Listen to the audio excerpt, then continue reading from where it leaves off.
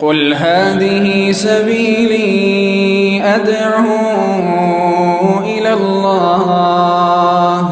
على بصيرة أنا ومن اتبعني وسبحان الله وما أنا من المشركين.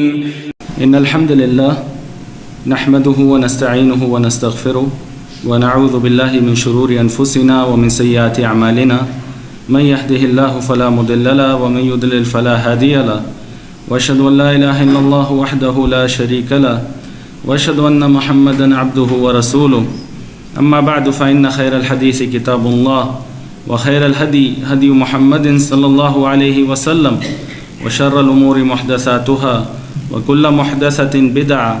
وكل بدعة ضلالة وكل ضلالة في النار. ثم ما بعد. لنگار ہاؤس حیدرآباد میں آپ سب سے یہ علمی مجلس میں مخاطب ہونے کا موقع آج مل رہا ہے. انشاءاللہ اس مجلس میں ہم اختصار کے ساتھ مختصراً منہج سلف اہل حدیث کے بعض اصول اور اس منہج کے بعض خصوصیتوں پر بات کریں گے. منہج سلف، منہج اہل حدیث، یہ وہ مسلک اور منہج ہے جس میں قرآن و سنت، وحیین کتاب اللہ و سنت رسول اللہ صلی اللہ علیہ وسلم کو صحابہ کرام رضی اللہ عنہم اجمعین، جو مسلمانوں میں سب سے بہترین مسلمان ہیں، سب سے افضل ترین مسلمان ہیں، جن کی سمجھ اور فہم قرآن و سنت کی سب سے افضل ترین ہے، یہ وہ لوگ ہیں جن کے بیچ قرآن نازل ہوئی اور جنہوں نے بالمشافہہ اپنی آنکھوں سے نبی کریم صلی اللہ علیہ وسلم کی سنت کا مشاہدہ کیا، آپ صلی اللہ علیہ وسلم کے اقوال کو سنا، ان کو محفوظ کیا، آپ صلی اللہ علیہ وسلم کے افعال اعمال کو دیکھا، انہیں محفوظ کیا. انہوں نے براہ راست وحیین قرآن و سنت کو ان کے مصدر سے لیا، اس کو سمجھا، تو ان کی سمجھ اور فہم کے مطابق قرآن اور سنت کو سمجھنا، اس پہ عمل کرنا، یہی منہج اہل حدیث ہے. اہل حدیث وہ لوگ ہیں جو قرآن و سنت کو سلف صالحین،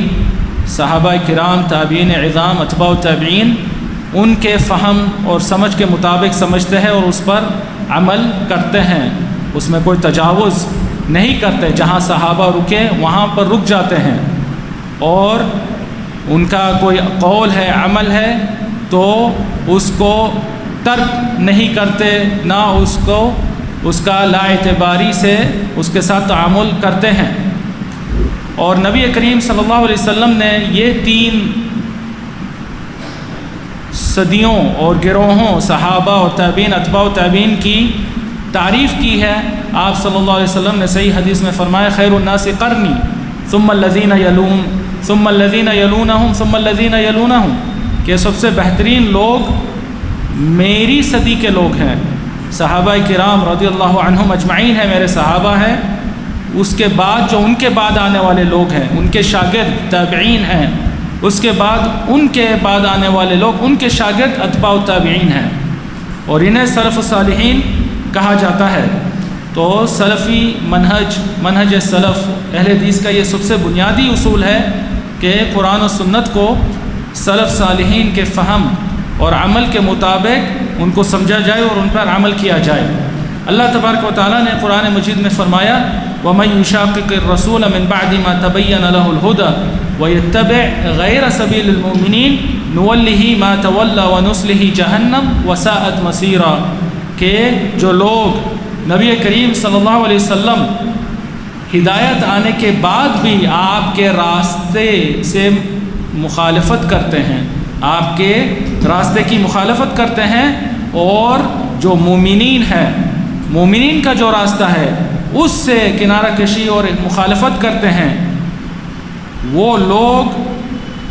اللہ تعالیٰ انہیں جو راستہ انہوں نے اختیار کیا مومنین کے راستے سے ہٹ کر اللہ تعالیٰ انہیں اسی راستے پر چھوڑ دیتا ہے اور وہ راستہ انہیں جہنم تک پہنچا دیتا ہے۔ جنت پہنچانے والا راستہ مومنین کا راستہ ہے، اور مومنین میں سب سے افضل ترین جو مومنین یہاں پر مراد ہے وہ صحابہ کرام ہیں، جن کے بیچ یہ آیت نازل ہوئی۔ نبی کریم صلی اللہ علیہ وسلم کا راستہ اور جس پر مومنین قائم ہیں، اور وہ صحابہ کرام رضی اللہ عنہم اجمعین ہیں۔ اللہ تبارک و تعالیٰ نے قرآن مجید میں یہ بھی کہا والسابقون الاولون من المہاجرین والانصار والذین اتبعوہم باحسان رضی اللہ عنہم ورضوا عنہ، کہ جو سب سے پہلے ایمان لائے مہاجرین اور انصار میں سے جو صحابہ تھے رضی اللہ عنہم اجمعین،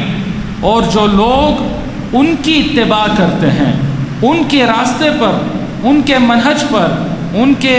قرآن و سنت کو سمجھنے، فہم اور عمل کرنے کے مطابق سمجھتے ہیں، عمل کرتے ہیں، اللہ تعالیٰ ان سے راضی ہے۔ اللہ تعالیٰ ایسے لوگوں سے راضی ہے جو صحابہ انصار اور مہاجرین انصار کے منہج پر قائم ہیں، اور وہ لوگ بھی اللہ تعالیٰ سے راضی ہے۔ اسی طریقے سے اللہ تبارک و تعالیٰ نے فرمایا فَإِنْ آمَنُوا بِمِثْلِ مَا آمَنْتُمْ بِهِ فَقَدْ اهْتَدَوْا وَإِنْ تَوَلَّوْا فَإِنَّمَا هُمْ فِي شِقَاقٍ، کہ مسلمان اگر اسی طریقے سے ایمان لائیں، ایمان اور اس کے جتنے تقاضے ہیں اسی طریقے کے بنائیں جیسا کہ تم ایمان لائے ہو، اور یہ آیت نبی کریم صلی اللہ علیہ وسلم پہ نازل ہوئی، صحابہ سے انہوں نے مخاطبہ کیا کہ جیسا صحابہ کا ایمان ہے، صحابہ کا عقیدہ تھا، صحابہ کے ایمان کے تقاضے، اسی کے مطابق مسلمان اگر ایمان لائے، ان کا اعتقاد عقیدہ اسی طریقے سے بنائے تو ہی وہ ہدایت یافتہ ہیں۔ ہدایت اس کے علاوہ نہیں مل سکتی، اور اگر یہ لوگ وہ راستے کو چھوڑ دیں، صحابہ کا کہ یہ مسائل اور راستہ اور فہم اور عمل کو چھوڑ دیں، تو وہ نہایت بڑی گمراہی میں ہے۔ اور اس طریقے سے کئی سارے احادیث بھی آئی ہے جس میں نبی کریم صلی اللہ علیہ وسلم نے صحابہ کے فہم اور سمجھ کو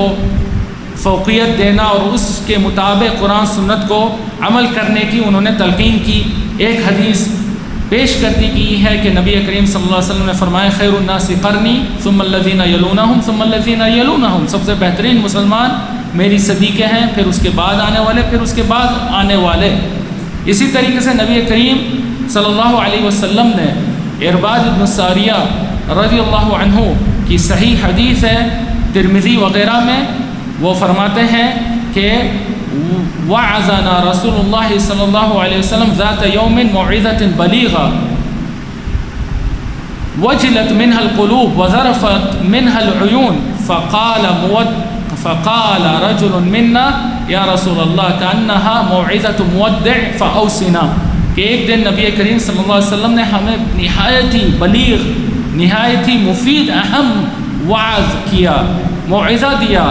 جس سے ہمارے دل ہل گئے اور ہمارے آنکھوں سے آنسو نکل آئے۔ تو ہم میں سے ایک نے یہ کہا کہ اے اللہ کے رسول صلی اللہ علیہ وسلم، ایسا لگ رہا ہے کہ یہ موعظۃ مودع ہے، جو آدمی کسی کو الوداع کہتا ہے، جو آخری نصیحت کرتا ہے، وصیت اور اس طریقے کا یہ آپ کا وعظ لگ رہا ہے، آپ ہمیں آخری وصیت کریں۔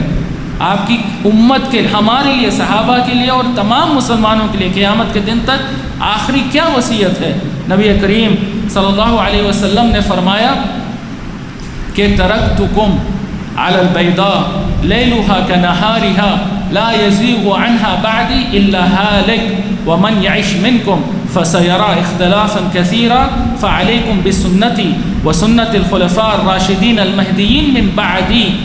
تمسکوا بها وعدوا علیها بالنواجذ وإیاکم ومحدثات الامور فإن كل محدثة بدعة وكل بدعة ضلالة۔ نبی کریم صلی اللہ علیہ وسلم نے یہ وصیت کی،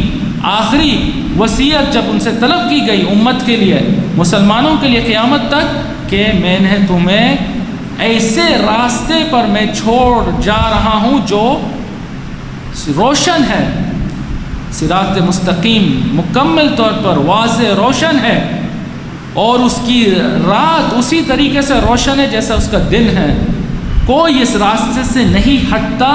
الا کہ وہ ہلاکت کا شکار ہو جائے گا، بربادی کا شکار ہو جائے گا۔ جو لوگ تم میں سے لمبی عمر پاؤ گے، یعنی جو لوگ میرے بعد آئیں گے، وہ امت میں کثیر اختلاف پائیں گے، امت میں کثیر اختلاف پائیں گے۔ نبی کریم صلی اللہ علیہ وسلم نے اس اختلاف کا حل بھی بتا دیا کہ ایسے دور میں کیا مسلمان کا عمل ہونا چاہیے کہ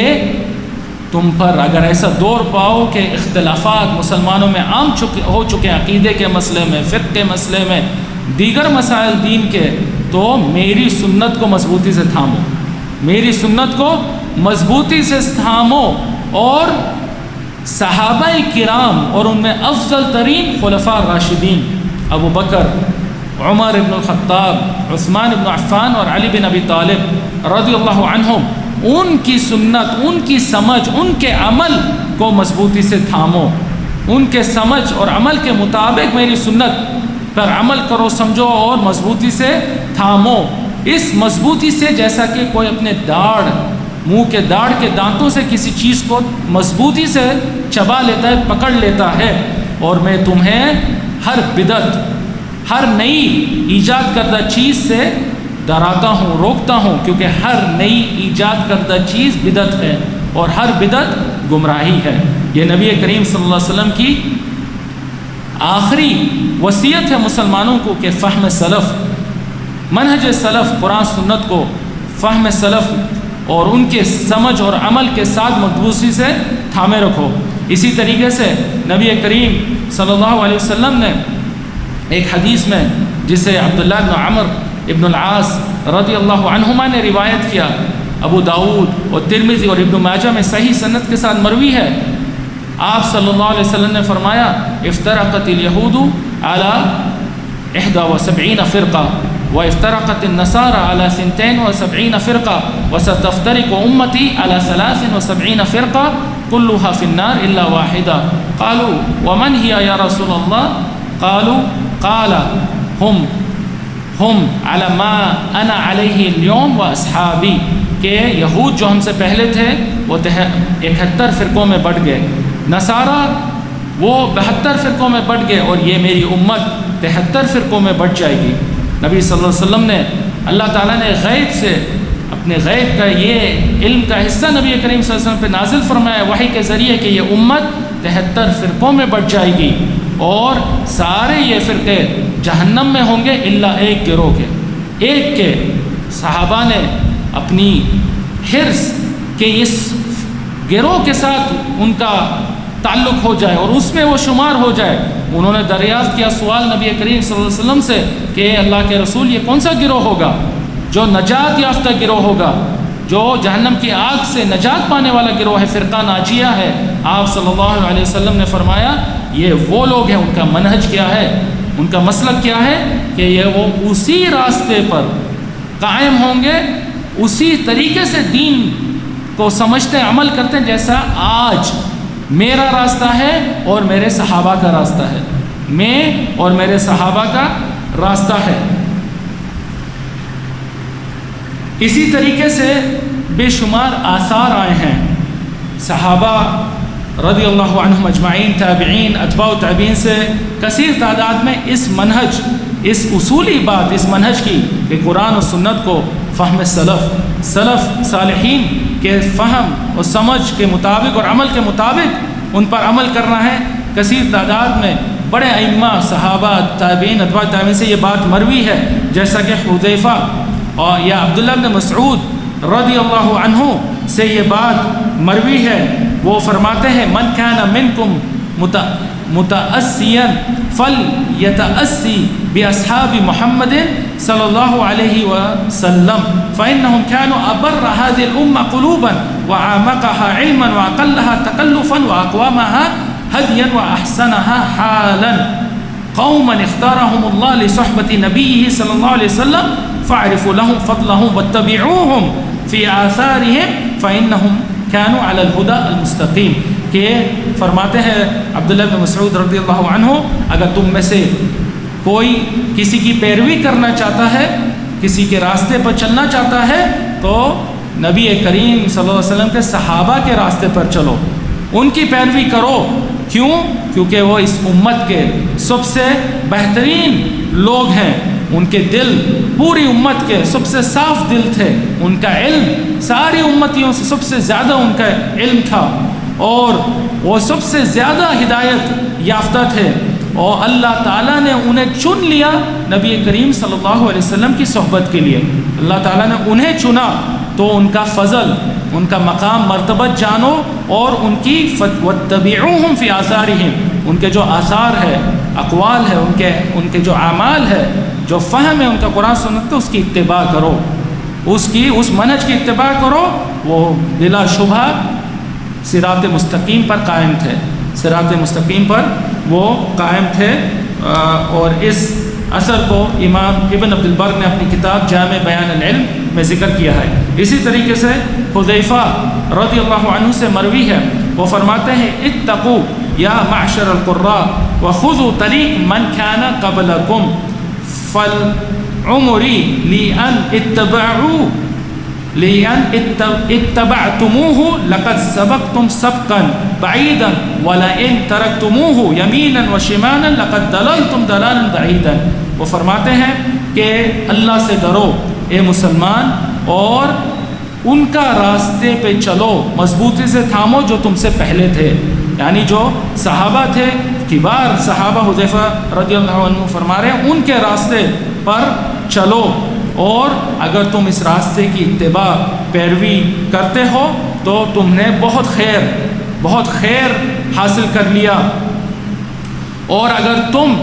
اس راستے کو چھوڑ دیتے ہو،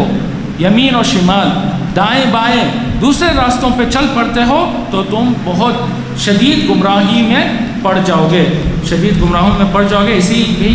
اس اثر کو بھی امام ابن عبد البر نے اپنی کتاب جامع بیان العلم میں روایت کیا ہے۔ اسی طریقے سے امام الحسن البصری، تابعین کے بہت بڑے امام، بلکہ سید التابعین بھی انہیں کہا جاتا ہے، سب سے بڑے تابعین کے عالم سردار ان کے، وہ کہتے ہیں اولئک اصحاب محمد صلی اللہ علیہ وسلم كانوا ابر هذه الامه قلوبا وعمقها علما واقلها تكلفا قوم اختارهم الله لصحبة النبي صلی اللہ علیہ وسلم واقامت دینه فتشبهوا باخلاقهم وطرائقهم فانهم كانوا ورب الكعبة على الهدى المستقيم، کہ نبی کریم صلی اللہ علیہ وسلم کے جو صحابہ ہیں وہ اس امت کے سب سے ہدایت یافتہ لوگ ہیں، سب سے زیادہ علم رکھنے والے لوگ ہیں۔ اللہ تعالیٰ نے نبی کریم صلی اللہ علیہ وسلم کی صحبت کے لیے اور اپنے دین کو قائم کرنے کے لیے، دین کو آگے تک پہنچانے کے لیے انہیں انتخاب کیا، ان کا اختیار کیا۔ صحابہ ہی ہے جو ہم مسلمان اور نبی کریم صلی اللہ علیہ وسلم کے بیچ واسطہ ہے، جنہوں نے پوری امانت، سچائی، عدل اور ضبط کے ساتھ انہوں نے یہ وحی کو، قرآن و سنت کو مسلمانوں تک پہنچایا۔ تو حسن البصری کہتے ہیں کہ ان کی اخلاق کی پیروی کرو، جیسا ان کا اخلاق کردار تھا ویسی ہی تمہارا کردار ہو، ان کے طریقے پر چلو، ان کے منہج پر چلو۔ رب الکعبہ کی قسم کہ وہ لوگ صراط مستقیم پر قائم دائم تھے۔ امام الشعبی رحمہ اللہ، تابعین کے بہت بڑے امام، وہ فرماتے ہیں ما حدثوک عن اصحاب رسول اللہ صلی اللہ علیہ وسلم فخذ به وما قالوا فيه برأيهم فبل علیہ۔ کہتے ہیں کہ جو لوگ تمہیں نبی کریم صلی اللہ علیہ وسلم کے صحابہ کا کوئی عمل، کوئی قول، کوئی اثر، کوئی بات نقل کرتے ہیں تو اس کو مضبوطی سے تھام لو، اسے پکڑ لو، اور جو کوئی اپنی رائے کے مطابق، اپنی عقل، اپنی رائے پر بنیاد رکھ کر کوئی بات بتلاتا ہے تو اسے چھوڑ دو۔ عبداللہ بن عون وہ کہتے ہیں وَرَحِمَ اللَّهُ رَجُلًا لَزِمَ هَذَا الْأَثَرَ وَرَضِيَ بِهِ وَإِنِ اسْتَثْقَلَهُ وَاسْتَبْطَأَهُ، کہ اللہ تعالیٰ ایسے شخص پر رحمت فرمائے جو اثر کی، صحابہ کے قول، ان کے فعل، ان کی سمجھ کی پیروی کرتا ہے اور اس پر وہ رضامندی کا اظہار کرتا ہے، اگرچہ اس میں اس کو ذاتی طور پر کوئی دنیاوی معاملے میں ذاتی طور پر اس کو کوئی تکلیف اس سے پہنچے، کوئی نقصان پہنچے، اللہ تعالیٰ ایسے شخص پر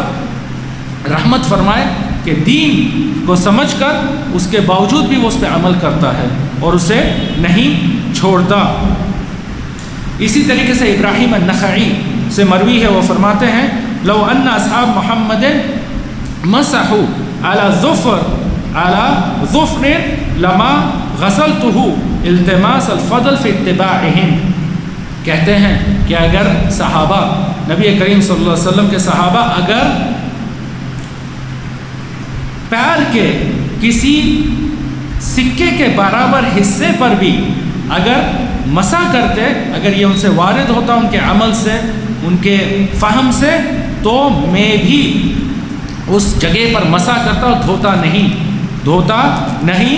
ان کے اتباع کی فضیلت طلب کرتے ہوئے، ان کے منہج اور راستے پر چلتے ہوئے۔ اور ظاہر سی بات ہے ایسی کوئی بات کسی صحابی سے مروی نہیں،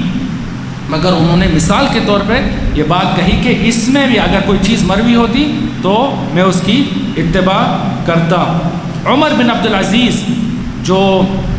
امیر المومنین ہے، اموی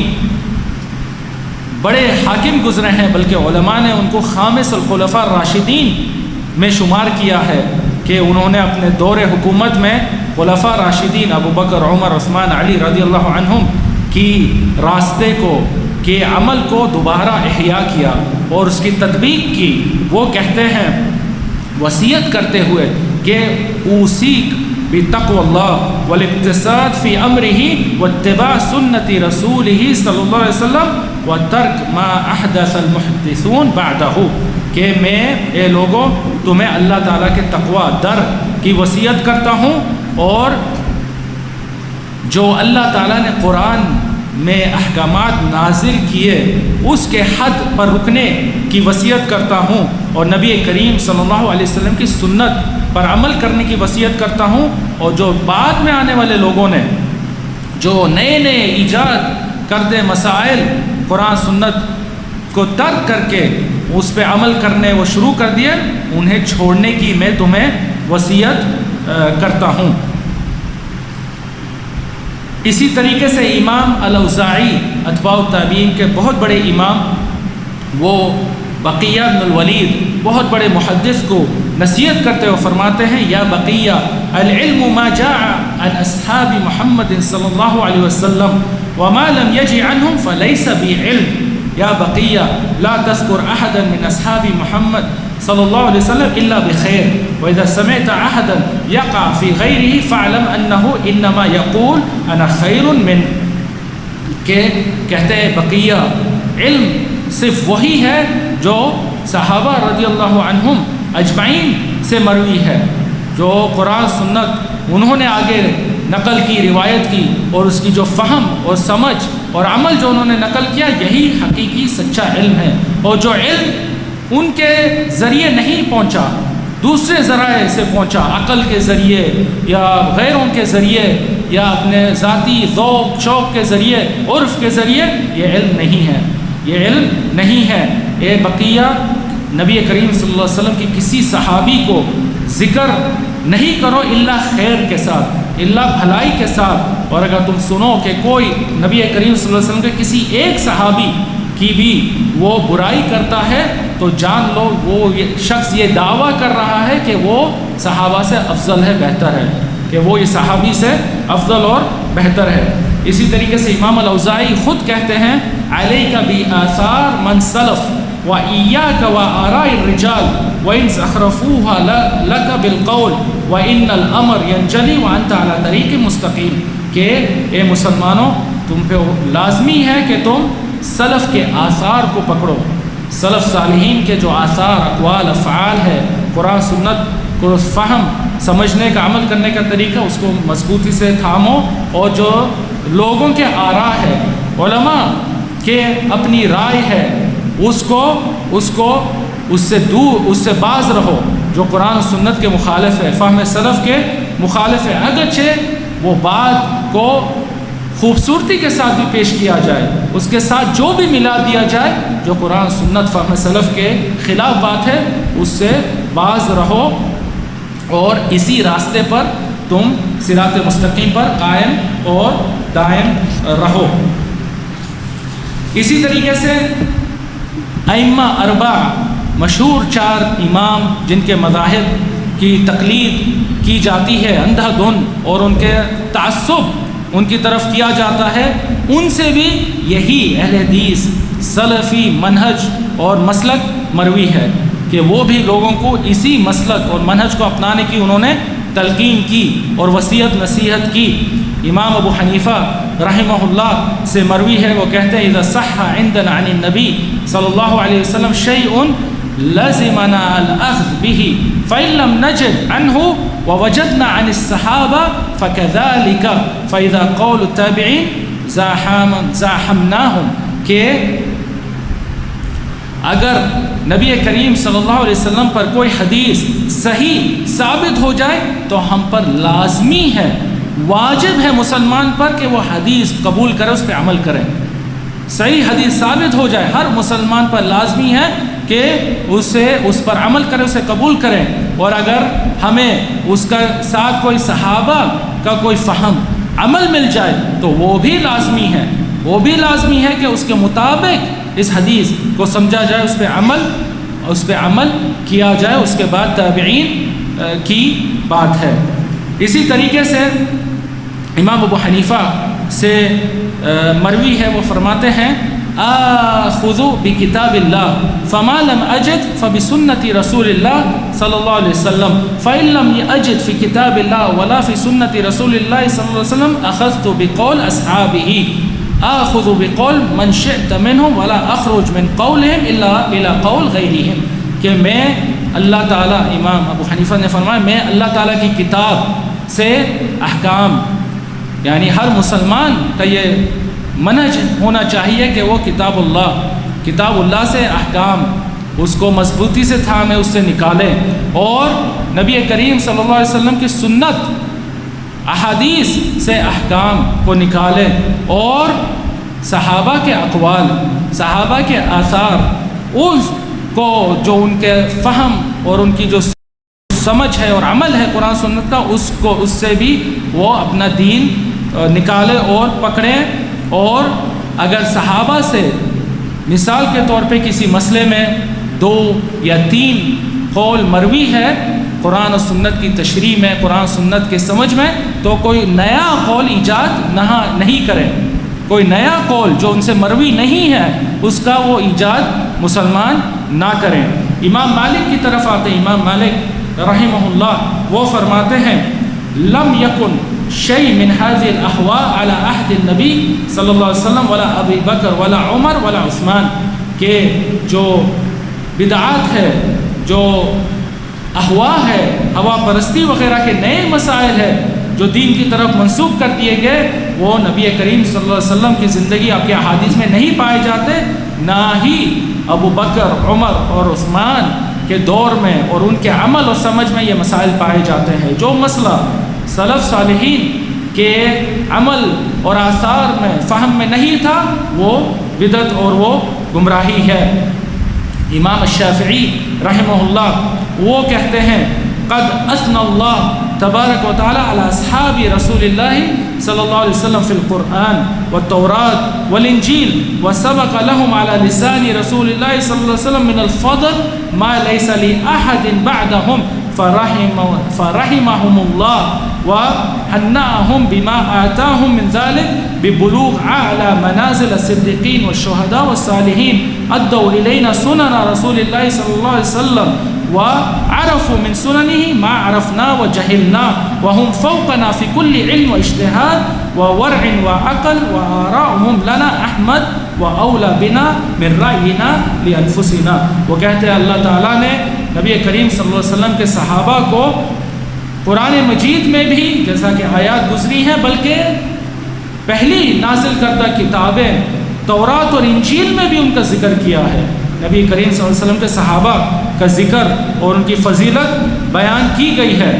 اور نبی کریم صلی اللہ علیہ وسلم نے ان کی ایسی فضیلت بیان کی کہ کسی کے لیے یہ فضیلت نہیں، مسلمانوں میں قیامت تک کسی کے لیے فضیلت نہیں۔ وہ اعلیٰ سے اعلیٰ درجات جنت کے وہ پہنچے، صدیقین، شہداء، صالحین کے درجات، اور انہوں نے نبی کریم صلی اللہ علیہ وسلم کی سنت ہم تک نقل کی، اور نبی کریم صلی اللہ علیہ وسلم کے احادیث سنت کا وہ علم انہوں نے حاصل کیا جو ہمارے علم میں نہیں، ہم اس سے جاہل ہیں، وہ ہم سے اوپر ہے ہر علم کے مسئلے میں، ہر اجتہاد کے مسئلے میں، اللہ کے ڈر کے متعلق ان کے عقل، ان کی سمجھ ہم سب کی عقل سمجھ سے بہتر تھی، اور انہی کے اقوال، انہی کے آراء سب سے ہمارے لیے تعریف کے لائق اور بہتر ہیں۔ ہماری خود کی رائے سے ان کی رائے بہتر ہے، ان کی رائے بہتر ہے۔ اس کے بعد تابعین، سلف صالحین کی جو دوسری کڑی وہ تابعین کی ہے، صحابہ کرام رضی اللہ عنہم اجمعین کے شاگرد تابعین اعظام، اور جو حدیث ذکر کی گئی کہ امت 73 فرقوں میں بٹ جائے گی، اس کی ایک روایت میں یہ بھی لفظ آیا ہے کہ جب صحابہ نے پوچھا کہ وہ کون لوگ ہوں گے جو فرقہ ناجیہ ہے، جو نجات یافتہ گروہ ہے جہنم کی آگ سے، آپ صلی اللہ علیہ وسلم نے فرمایا ہی الجماعہ، وہ جماعت کے لوگ ہیں۔ جماعت کون لوگ یہاں پہ مراد ہے؟ امام ابن ابی العز فرماتے ہیں الجماعہ جماعت المسلمین وهم الصحابہ والتابعین لهم بإحسان الى یوم الدین فاتباعهم هدى وخلافهم ضلال، کہ جماعت کون ہے؟ وہ مسلمانوں کی جماعت ہے۔ کون ہے؟ صحابہ کرام رضی اللہ عنہم اجمعین اور تابعین جو ان کے راستے پر قائم دائم رہے، صحابہ کے نہج پر، اس پر قائم دائم رہے، اور وہ لوگ جو صحابہ تابعین کے منہج پر چلتے ہیں قیامت کے دن تک، یہ جماعت ہے۔ اس سے یہ جماعت انہی سے مراد ہے، تو ان کی جو طریقہ ہے وہ ہدایت ہے، ان کے طریقے کی پیروی کرنا ہدایت ہے، اور ان کے سے اختلاف کرنا یہ گمراہی ہے، ان سے اختلاف کرنا گمراہی ہے۔ امام ابو نعیم الاصبہانی رحمہ اللہ وہ فرماتے ہیں فالجماعت التي امر رسول اللہ صلی اللہ علیہ وسلم واصحابہ بملازمتهم هم الصحابہ والتابعون من العلماء لا الجماعة الفسقة الجهلة الظلمة المنتهكون لحرمة اصحاب رسول اللہ صلی اللہ علیہ وسلم، کہ جماعت سے کون مراد ہے؟ جس کو نبی کریم صلی اللہ علیہ وسلم نے مضبوطی سے اس جماعت میں شریک ہونے اور تھامنے کی انہوں نے فرقہ ناجیہ کی یہ صفت ذکر کی، وہ نبی کریم صلی اللہ علیہ وسلم کے صحابہ کی جماعت ہے، اور تابعین اعظام جو ان کے نہج پر قائم تھے ان کی جماعت ہے، نہ کہ وہ لوگوں کی جو گمراہ ہے، جو فاسق ہے، جو جاہل ہے، جو ظالم ہے، جو گمراہ ہوا پرست لوگ ہیں، ان کی یہ جماعت مراد نہیں، ان کی یہ جماعت مراد نہیں۔ امام عبداللہ بن المبارک رحمہ اللہ اتباع التابعین کے بہت بڑے امام گزرے ہیں، ان سے پوچھا گیا من الجماعہ الذین ینبغی ان یقتدی بہم، کہ وہ کون سی جماعت ہے کہ جس کی پیروی کرنے کا حکم دیا گیا ہے، کہ ان کے ساتھ رہنے کی تلقین کی گئی ہے۔ آپ نے فرمایا ابو بکر و عمر۔ وہ جماعت کون ہے؟ ابو بکر اور عمر۔ ابو بکر عمر کا جو راستہ ہے، جو منہج ہے، وہی یہ جماعت ہے۔ قیل لہ فقد مات ابو بکر و عمر، قال فلان و فلان، قیل لہ قد مات فلان و فلان، فقال ابو حمزہ السکری جماعہ، کہ ان سے کہا گیا کہ اتباع تابعین میں سے ہے کہ ابو بکر اور عمر تو فوت ہو چکے ہیں رضی اللہ عنہما، تو آپ نے فرمایا ان کے بعد اور کچھ صحابہ کا ذکر کیا، کہا گیا وہ بھی فوت ہو چکے ہیں. تابعین کا ذکر کیا، وہ بھی فوت ہو چکے ہیں. اتباع تابعین کا بعض کبار کا ذکر کیا، وہ بھی فوت ہو چکے ہیں. پھر انہوں نے جب پوچھا گیا کہ اب کون ہے جماعت، تو کہا امام ابو حمزہ سکری، امام محمد بن میمون، بہت بڑے امام اتباع تابعین کے، جو سلفی منہج اہل حدیث مسلک کے ائمہ میں سے ہے. صحابہ تابعین کے منہج پر قائم تھے، ان کے فہم کے مطابق قرآن سنت سمجھنے والے. کہا یہ جماعت ہے، ان کا منہج اور ان کا راستہ یہ جماعت ہے. اس کے بعد اس بات کی طرف آتے ہیں کہ جو اہل حدیث ہیں وہ اسی جماعت صحابہ اور تابعین، اتباع تابعین، انہی کے منہج پر، انہی کے فہم عمل کے مطابق قرآن و سنت کو سمجھنے والے لوگ ہیں. اور یہ وہ لوگ ہیں جنہوں نے اس منہج کے ذریعے دین اسلام کی حفاظت کی. دین اسلام میں کوئی چیز اضافہ کرنے سے، دین اسلام سے کوئی ثابت شدہ چیز نکال دینے کی انہوں نے حفاظت کی. امام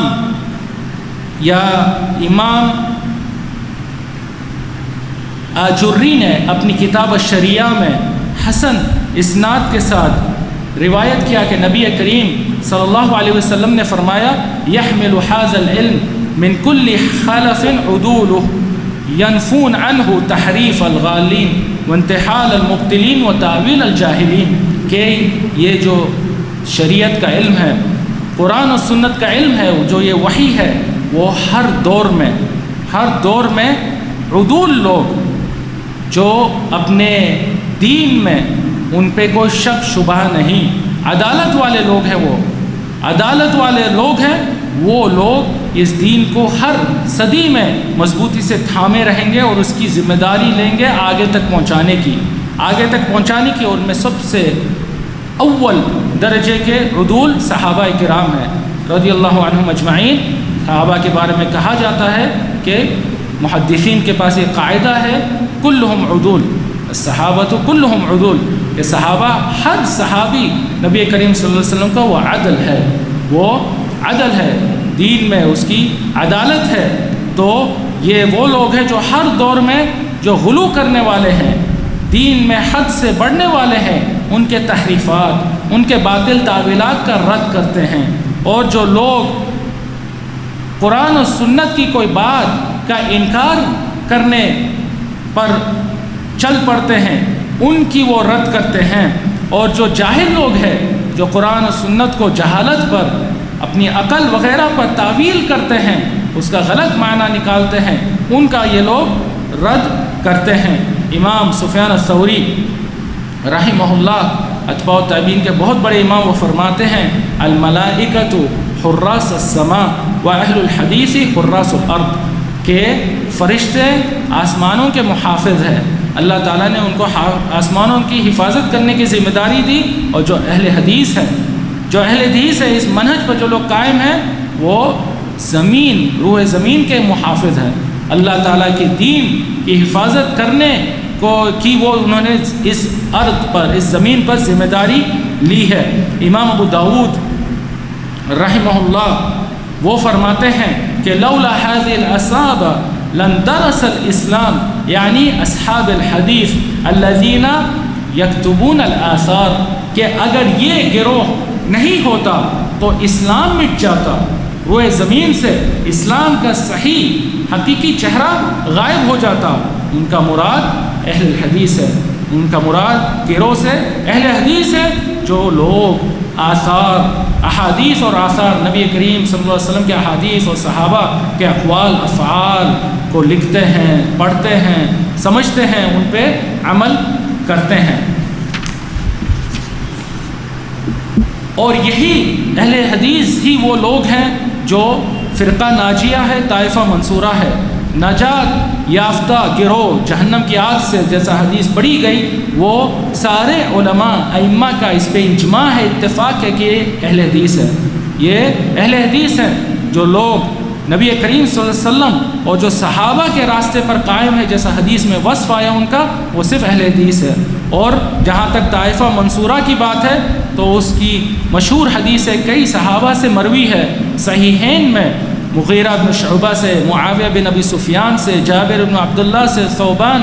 رضی اللہ عنہم اور دیگر صحابہ سے نبی کریم صلی اللہ علیہ وسلم نے فرمایا، لا تزال طائفة من امتی ظاہرین علی الحق لا يضرهم من خذلهم ولا من خالفهم حتى یأتی امر اللہ وهم علی ذلک، کہ میری امت کا ایک گروہ ہمیشہ حق پر قائم دائم رہے گا، جو لوگ ان کو چھوڑ دیں گے، ان کی مخالفت کریں گے، وہ ان کا کچھ نہیں بگاڑ پائیں گے۔ اللہ تعالیٰ کی نصرت ان کے ساتھ ہمیشہ شریک رہے گی اور وہ حق پر قائم دائم رہیں گے جب تک کہ قیامت قائم نہیں ہو جاتی۔ اس کے بھی وصف میں سارے علماء کا اجماع ہے کہ یہ طائفہ منصورہ نصرت یافتہ گروہ یہ اہل حدیث کا گروہ ہے، یہ اہل حدیث کا گروہ ہے۔ امام علی بن المدینی اور عبداللہ بن المبارک، یزید بن ہارون، احمد بن حنبل، امام بخاری، امام الترمذی، سب سے مروی ہے جب یہ حدیث کی انہوں نے شرح فرمائی فرقہ ناجیہ طائفہ منصورہ، انہوں نے کہا ہم اہل الحدیث، کہ یہ اہل حدیث ہیں۔ بلکہ امام احمد رحمہ اللہ نے فرمایا ان لم یکونوا اہل الحدیث فلا ادری من ہم، کہ اگر یہ اہل حدیث نہیں، یہ نصرت یافتہ گروہ حق پر جو ہمیشہ قائم دائم رہے گا، تو میں نہیں جانتا یہ کون سا گروہ ہے، یعنی ان کے علاوہ اور کوئی نہیں ہو سکتا، اور کوئی گروہ نہیں ہو سکتا۔ امام احمد رحمہ اللہ سے یہ بھی مروی ہے، کہتے ہیں اہل الحدیث افضل من تکلم فی العلم، اہل حدیث وہ لوگ ہیں جنہوں نے، یعنی سب سے بہترین لوگ جنہوں نے علمی مسائل پر گفتگو کی، قرآن و سنت سے استنباط کیا، مسائل نکالے، سب سے بہترین مسلمانوں میں اہل حدیث ہے۔ امام عبداللہ ابن المبارک رحمہ اللہ سے مروی ہے، وہ فرماتے ہیں اثبت الناس علی الصراط اصحاب الحدیث، کہ اس دنیا میں صراط مستقیم اور قیامت کے دن الصراط، جو پل جہنم کے اوپر جس کا نصب کیا جائے گا، سب سے ثابت شدہ لوگ اس صراط پر، سب سے ثابت قدم لوگ وہ اہل حدیث ہوں گے، وہ اہل حدیث ہوں گے۔ امام الشافعی رحمہ اللہ کہتے ہیں ما من کتب الحدیث قویت حجتہ، کہ جو شخص حدیث کا علم حاصل کرتا، حدیث سیکھتا، سمجھ کر عمل کرتا، اس کی دلیل مضبوط ہو جاتی ہے، اس کے پاس ایسی دلیل ہے جس کے سامنے کوئی بات نہیں ٹھہر سکتی، کوئی بات اس کا مقابلہ نہیں کر سکتا۔ ہارون الرشید امیر المومنین عباسی خلیفہ، وہ کہتے ہیں طلبت الحق فوجدتہ مع اصحاب الحدیث، کہ میں نے حق کی تلاش کی، حق کو لوگوں میں ڈھونڈا تو میں نے حق کو صرف اہل حدیثوں میں پایا، میں نے حق صرف اہل حدیث میں پایا۔ اسی طریقے سے امام احمد رحمہ اللہ سے ان کے بیٹے عبداللہ، ان کے بیٹے امام عبداللہ، وہ بھی بہت بڑے پائے کے امام، وہ کہتے ہیں کہ سأل ابنہ عبداللہ عن الرجل يريد أن يسأل عن أمر دينه مما يبتلى به من الإيمان في الطلاق وغيره وفي مصره من أصحاب الرأي وأصحاب الحديث لا يحفظون ولا يعرفون الحديث الضعيف ولا الإسناد القوي فلمن يسأل لهؤلاء أو لأصحاب الحديث على قلة معرفتهم۔ وہ کہتے ہیں امام عبداللہ کہ میں نے اپنے والد امام احمد بن حنبل سے ایک شخص کے بارے میں سوال کیا، جو آ کر اس نے مجھ سے یہ ذکر کیا کہ وہ دین کے کسی مسئلے کے بارے میں پوچھنا چاہتا ہے، دین کا کسی مسئلہ، ایمان یا طلاق وغیرہ کا مسئلہ ہے، اس کے بارے میں وہ پوچھنا چاہتا ہے، اور اس کے ارد گرد جہاں سے وہ ہے، جہاں وہ رہتا ہے، دو گروہ موجود ہے، اہل حدیث اور اہل الرائے۔ اہل حدیث جو اپنے دین کو وحی قرآن و سنت پر اس کی اساس رکھتے ہیں، مسائل کو وحی سے قرآن سنت سے نکالتے ہیں، اور اہل الرائے جو احناف ہے، حنفی حضرات ہے، جو اپنے اساس کو رائے قیاس پر انہوں نے رکھا ہے کہ ان کے امام ابو حنیفہ رحمہ اللہ اور ان کے کبار شاگرد قاضی ابو یوسف محمد الحسن شیبانی وغیرہ کے جو اقوال ہے، فتاویٰ ہے، اس سے انہوں نے قیاس کیا دیگر مسائل پر، ان کے فتووں سے، ان کے اقوال سے دیگر احکامات نکالے، اسی لیے وہ اہل الرائے کے نام سے جانے پہچانے ہیں، اور ان کے مقابلے میں اہل حدیث ہے جو حدیث سے انہوں نے اپنے مسائل کو نکالا اور حدیث کے ذریعے دوسروں کے قول کو قبول کیا یا رد کیا، دوسروں کے قول کو قبول رد کیا۔ تو یہ شخص کہتا ہے کہ میرے ارد گرد یہ دو گروہ ہیں، اہل حدیث اور اہل رائے، مگر جو اہل حدیث ہے وہ علم میں کمزور ہیں۔ جو ہمارے شخص کہتا ہے جو ہمارے نزدیک اہل حدیث جو موجود ہیں وہ علم میں کمزور ہیں، علم الحدیث میں ان کو اتنی پختگی نہیں کہ وہ صحیح اور ضعیف حدیث میں وہ تفریق کر سکیں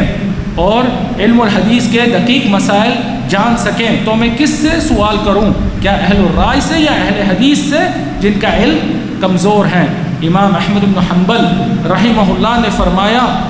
یسأل اصحاب الحدیث ولا یسأل اصحاب الرائے، ضعیف الحدیث خیر من الرائے، کہ اس شخص کو اہل حدیث سے سوال کرنا چاہیے اور اہل رائے سے سوال نہیں کرنا چاہیے، اہل الرائے سے سوال نہیں کرنا چاہیے۔ جو حدیث میں کمزور ہے، جو ضعیف حدیث ہے، وہ پھر بھی رائے سے بہتر ہے۔ ضعیف حدیث پھر بھی آدمی کی اپنی رائے، اپنی عقل، اپنی موقف سے پھر بھی بہتر ہے، پھر بھی بہتر ہے۔ اہل حدیث کے بارے میں علماء نے فرمایا کہ وہ سب سے بہترین لوگ ہیں، امت میں مسلمانوں میں سب سے بہترین لوگ اہل حدیث ہیں۔ اس منہج کے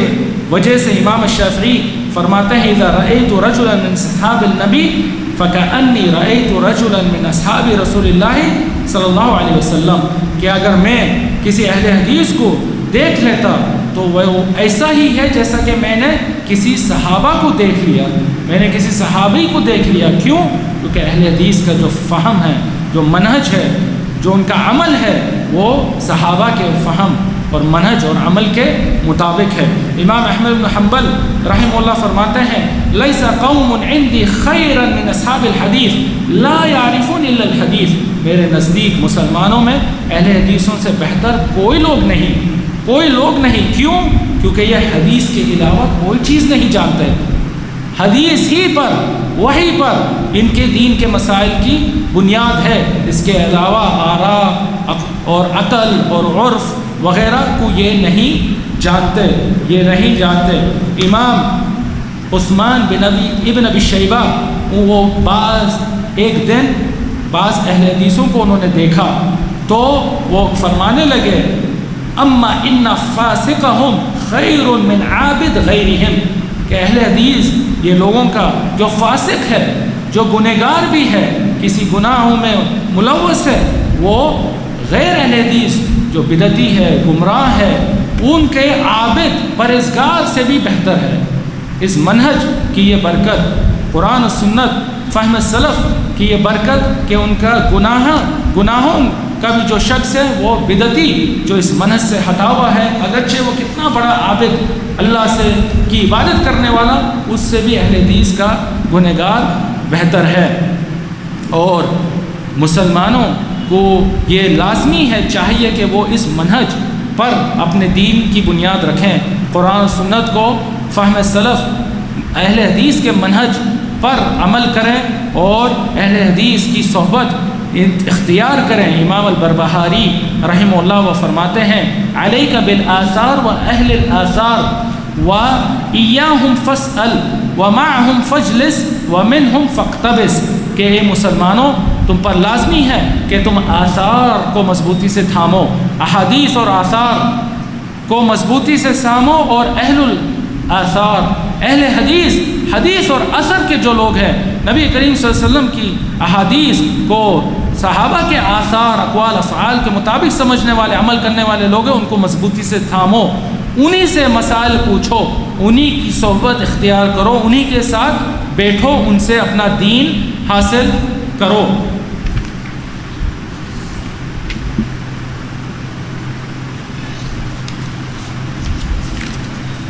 اس کے بعد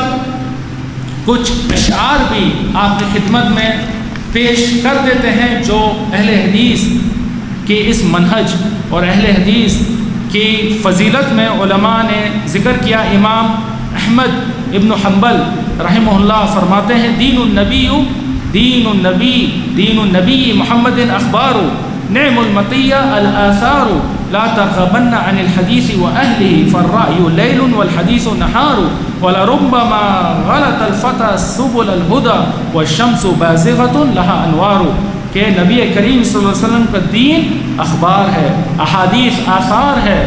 سب سے بہترین چیز جو کسی کو مل سکتی ہے وہ احادیث اور آثار ہے۔ نبی کریم صلی اللہ علیہ وسلم کے احادیث، صحابہ کے اس کے مطابق عمل اور فہم۔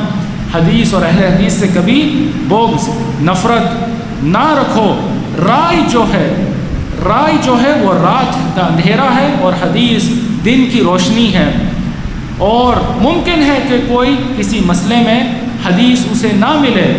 اور وہ غلطی میں پڑ جائے، مگر سورج ہمیشہ آسمان میں ظاہر اور بارز ہے۔ حدیث کی جو روشنی ہے وہ ہمیشہ موجود ہے اور ظاہر اور بارز ہے۔ اہل حدیث منہج اور مسلک اور سلفی منہج کے اصولوں میں سے ایک اصل یہ بھی ہے کہ وہ حدیثوں کو قرآن سے معارضہ مخالفت پیدا کر کے رد نہیں کرتے۔ یہ اہل بدعت کی نشانی ہے کہ وہ یا تو یہ دعویٰ کرتے ہیں کہ ہم صرف قرآن پر عمل کریں گے اور حدیث اور اس کی حجیت کا انکار کرتے ہیں، یا احادیث کو قرآن کے ضد میں ٹھہراتے ہیں، قرآن اور احادیث میں معارضہ مخالفہ پیدا کرتے ہیں۔ یہ بات جاننے کی ہے کہ وحی جو ہے اللہ تعالیٰ کی جو وحی ہے قرآن و سنت، اس میں کوئی تعارض نہیں ہو سکتا۔ جو قرآن کی آیت ہے اور صحیح ثابت شدہ حدیث ہے اس میں کوئی تعارض نہیں ہو سکتا۔ یہ دونوں اللہ کی طرف سے وحی ہے اور اللہ کی وحی میں کوئی تعارض اختلاف نہیں ہو سکتا۔ اہل بدعت کی یہ پوری کوشش ہوتی ہے کہ احادیث کا رد کریں، قرآن کو اس کے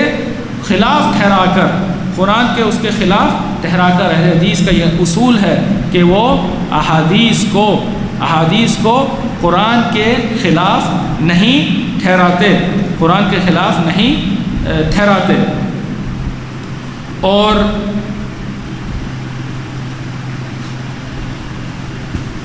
اس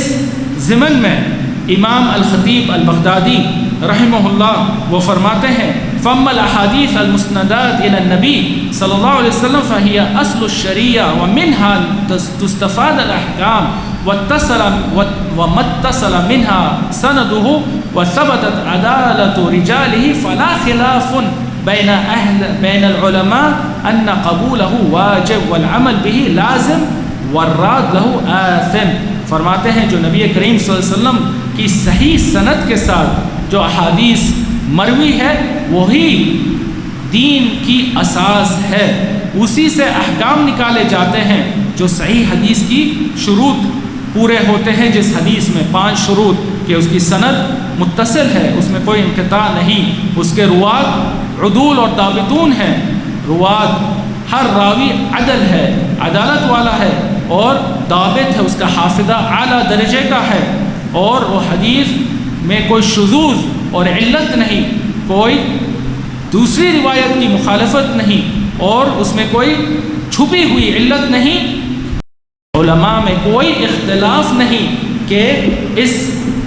حدیث کو قبول کرنا، اس پہ عمل کرنا، اس کو پکڑنا واجب ہے، اس پر پکڑنا واجب ہے، اور جو اسے رد کرتا ہے اور اس کو قرآن کے خلاف ٹھہراتا ہے وہ آدمی گنہگار ہے۔ اسی اصولوں میں ایک اصول یہ بھی ہے کہ اہل حدیث قرآن اور سنت وحی کو اپنے عقل سے یا رائے سے یا ذوق سے یا عرف سے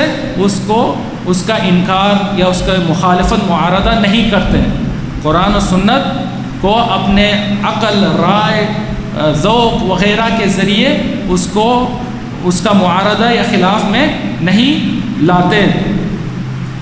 اللہ تبارک و تعالیٰ نے قرآن مجید میں فرمایا قل ان هدى الله هو الهدى قل ان هدى الله هو الهدى وامرنا لنسلم لرب العالمین کہ ہدایت وہی ہے جو اللہ تعالیٰ نے نازل فرمائی، قرآن و سنت کے ذریعے، وحی کے ذریعے نازل فرمائی، وہی ہدایت ہے اور اس کے علاوہ کوئی چیز ہدایت نہیں. ہمیں حکم دیا گیا مسلمانوں کو کہ اپنا سر خم کر لیں، اس قرآن و سنت یہ وحی کو مکمل طور پر تسلیم کر لیں، مکمل طور پر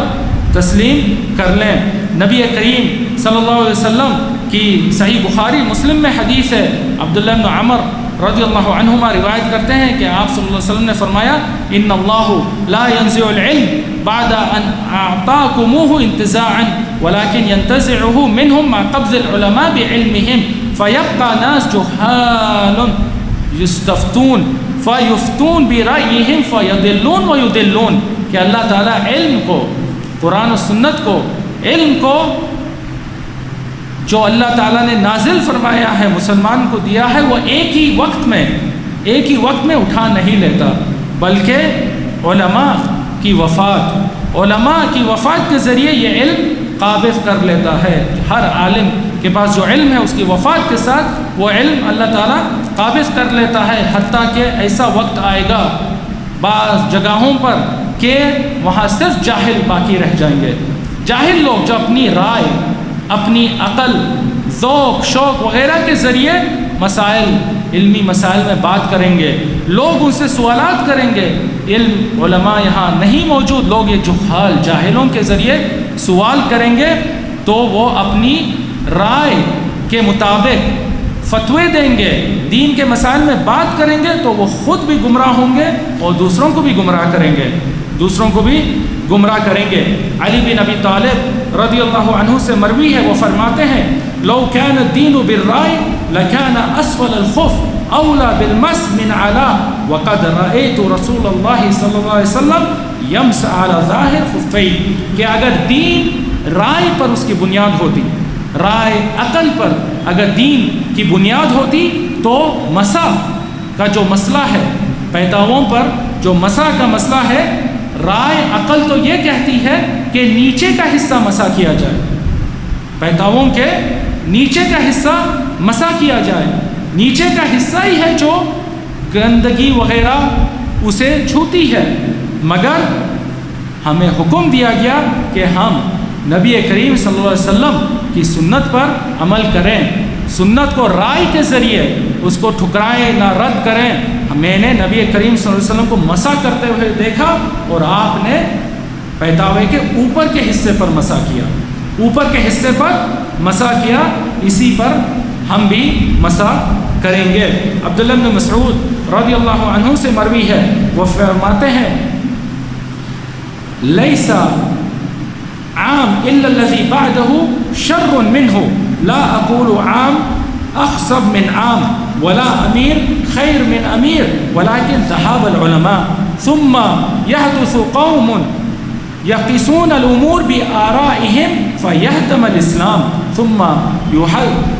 يحدث قوم يقيسون الامور بآرائهم فيهدم الاسلام. کہتے ہیں کہ کوئی سال نہیں آتا الا کہ وہ سال پچھلے سال سے اور برا ہوتا ہے. ہر سال جو بڑھتا ہے، وقت بڑھتا ہے، سال پچھلے سال سے اور برا ہوتا ہے. اور اس لیے نہیں کہ کوئی حاکم پچھلے والے حاکم سے برا حاکم آ جائے، کوئی حکمران پیچھے والے سے برا آ جائے، بلکہ برا اس لیے ہوتا ہے کہ علماء وفات پاتے ہیں. پچھلے سال جو علماء تھے وہ آج اس سال میں نہیں موجود ہیں. علماء کے ذریعے برائی بڑھتی ہے. اس کے بعد ایسا وقت آئے گا کہ جاہل لوگ دین کے مسائل میں اپنی رائے، اپنی عقل، رائے کے ذریعے قیاس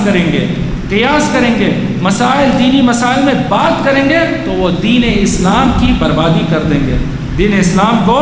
برباد کر دیں گے۔ اسی طریقے سے ایک شعر امام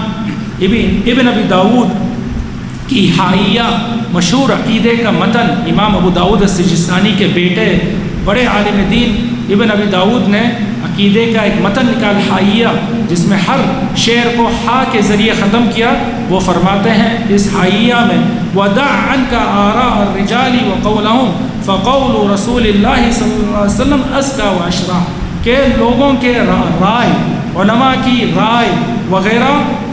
اور ان کے اقوال جو قرآن و سنت کے مخالف ہے اس کو چھوڑ دو، اس کو چھوڑ دو۔ نبی کریم صلی اللہ علیہ وسلم کی حدیث، ان کے قول وہ زیادہ حق ہے اور زیادہ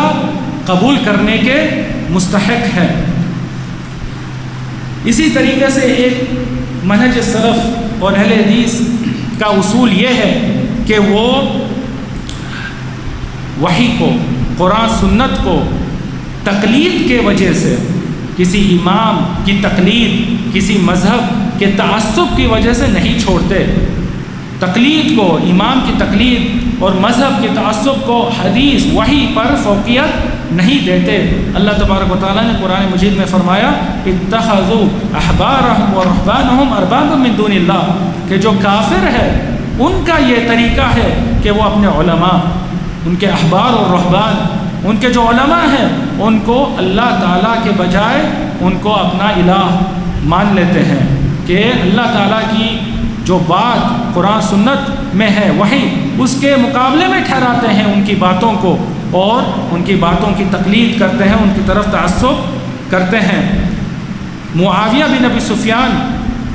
نے عبداللہ ابن عباس رضی اللہ عنہما سے فرمایا کہ انت علی ملت علی قال لا ولا علی ملت عثمان ولکنی علی ملت النبی صلی اللہ علیہ وسلم، کہ معاویہ نے عبداللہ بن عباس سے کہا کہ آپ کیا علی بن ابی طالب کی تقلید کرتے ہیں؟ کیا علی بن ابی طالب صحابی جلیل نبی کریم صلی اللہ علیہ وسلم کے چچیرے بھائی، کیا آپ ان کی تقلید کرتے ہیں؟ انہوں نے کہا نہیں، نہ ہی میں علی کی تقلید کرتا ہوں، نہ ہی عثمان کی تقلید کرتا ہوں، یہ عظیم صحابہ، بلکہ میں نبی کریم صلی اللہ علیہ وسلم کی اتباع اور پیروی کرتا ہوں۔ عبداللہ بن مسعود رضی اللہ عنہ فرماتے ہیں الا لا یقلدن احدکم دینہ رجلا ان آمن وان کفر کفر فانہ لا اسوۃ فی الشر، کہ اے لوگوں اپنے دین میں تقلید نہ کرو اس حد تک کہ کوئی شخص اگر کہے ایمان لاؤ تو ایمان لاؤ، یہی حق بات ہے، اور کوئی شخص اگر یہ کہے کہ کفر کرو تو کفر کرو، اس شخص کے ساتھ مکمل اس کی تقلید نہ کرو، اور شر، یہ تقلید میں کوئی خیر نہیں ہے۔ اسی طریقے سے عبداللہ بن مسعود رضی اللہ عنہ سے مروی ہے، کہتے ہیں لا تقلدوا دینکم الرجال فإن ابیتم فبالاموات لا بالاحیاء، کہ اپنے دین میں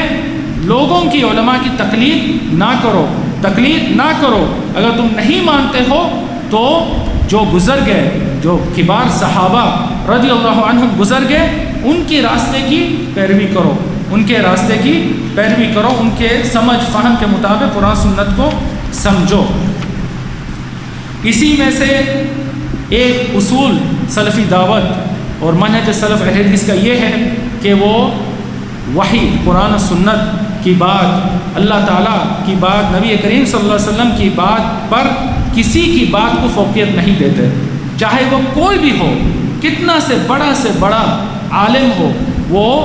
اس کی بات اگر قرآن سنت کے مخالف ہے اس بات کو وہ ترک کر دیتے ہیں، اس کو کوئی اہمیت نہیں دیتے۔ اور اس بات میں امام الشافعی رحمہ اللہ سے مروی ہے، وہ فرماتے ہیں اجمع الناس على ان من استبانت له سنت رسول اللہ صلی اللہ علیہ وسلم لم یکن له ان یدعها لقول احد، کہ علماء کا اس بات پر اجماع ہے کہ جس کو کوئی حدیث صحیح ثابت مل جاتی ہے، اس کا علم ہو جاتا ہے، اس کے لیے جائز نہیں کہ وہ اس حدیث کو کسی کے بھی قول کے لیے چھوڑیں. کسی عالم کا کتنے سے بڑا عالم ہو اس کے قول کے لیے حدیث صحیح حدیث کو چھوڑ دیں.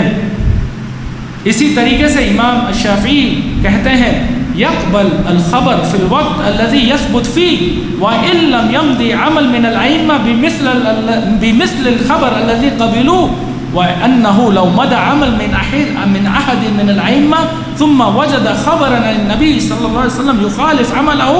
لترك عمله لخبر رسول الله صلی اللہ علیہ وسلم وأن حدیث رسول اللہ صلی اللہ علیہ وسلم يثبت بنفسه لا بعمل غیری، کہ مسلمان پر لازمی ہے کہ وہ نبی کریم صلی اللہ علیہ وسلم کی جیسے حدیث ثابت ہو جائے اسے قبول کرے، اس پر عمل کریں اور کسی کے عالم کے فتویٰ عمل کی طرف نہ دیکھیں، کسی عالم کے عمل کی فرق نہ دیکھیں. اگر اس عالم کی بات حدیث کے مطابق ملتی ہے تو اسے قبول کر لیں، اور اگر کوئی حدیث صحیح اسے نہیں ملتی اور کسی عالم کے بات پر وہ عمل کر رہا ہے اور اس کو اس کے بعد حدیث صحیح ثابت ملتی ہے جو اس بات کے مخالف ہے تو اسے عالم کی بات فوراً چھوڑ دینی چاہیے اور یہ صحیح حدیث پر عمل کرنا چاہیے. کیوں؟ کیونکہ حدیث خود حجت ہے. حدیث نبی کریم صلی اللہ علیہ وسلم کی بات وہ خود ثابت ہوتی ہے، خود حجت ہے، کسی کے عمل سے وہ ثابت نہیں ہوتی کہ کسی عالم کا فتویٰ اس کے مطابق ہے تو ہی وہ حدیث پہ عمل کرنا پڑے گا. یہ حدیث خود سے ثابت اور حجت قائم ہوتی ہے. اسی اصول میں سے ایک اصل سلفی دعوت منہج کا یہ بھی ہے کہ اہل حدیث قیاس کے ذریعے احادیث کا رد نہیں کرتے، قیاس کو احادیث پر فوقیت نہیں دیتے. قیاس ایک حق بات ہے، اس میں کوئی شک نہیں، علماء کا اس پہ اتفاق ہے، مگر قیاس کے اصول اور ضوابط ہے. قیاس نص کے وجود میں لا قیاس مع النص، علماء کا قاعدہ ہے کہ جب نص آ جائے، قرآن و سنت کی دلیل آ جائے، وہاں کوئی قیاس نہیں کیا جاتا، وہاں اس کے ذریعے وہاں کوئی قیاس اس قرآن اور حدیث کی دلالت کے خلاف نہیں کیا جاتا. قیاس صحیح قرآن سنت کی دلیل کی علت نکال کر اس کے موافق قیاس کیا جاتا ہے. اور جو اہل الرائے ہے، احناف ہے، اہل الرائے انہوں نے قیاس میں غلو کیا کہ انہوں نے نص کے وجود کے باوجود قرآن سنت کی دلیل کے وجود میں بھی قیاس کیا اور اس کی قیاس سے مخالفت کی اور غلط یا باطل قواعد پر انہوں نے قیاس کیا. اور آخری بات اہل حدیث مسلک اور منہج کے اصول میں سے یہ بھی ہے کہ وہ جمہور اگر علماء بھی کسی بات کی پر جمع ہو جائے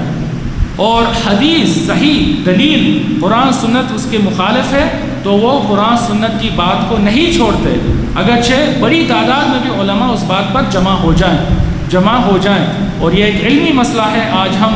دیکھتے ہیں طلبۃ العلم میں کہ مسائل جب ذکر کرتے ہیں وہ کہتے ہیں جمہور نے یہ کہا،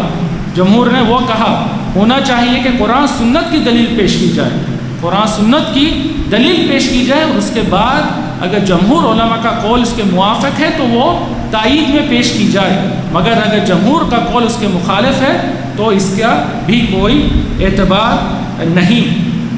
اللہ تعالیٰ نے جمہور جو اکثر تعداد ہے اس کی تو قرآن میں جگہ جگہ مذمت کی ہے کہ اکثر لوگ ہیں جو ایمان نہیں لاتے، اکثر لوگ ہیں جو ہدایت یافتہ نہیں، اکثر لوگ ہیں جو علم نہیں رکھتے، اور سینکڑوں آیات میں اللہ تعالیٰ نے جو جمہور ہے ان کی مذمت کی ہے. اللہ تبارک و تعالیٰ نے قرآن مجید میں فرمایا وَإِن تُطِعْ أَكْثَرَ مَنْ فِي الْأَرْضِ يُضِلُّوكَ عَنْ سَبِيلِ اللَّهِ، اگر تم اکثریت کی، جمہور کی اگر تم اتباع کرتے تو وہ لوگ تمہیں ضلالت میں ڈال دیتے، حق بات سے تمہیں دور کر دیتے. تو جمہور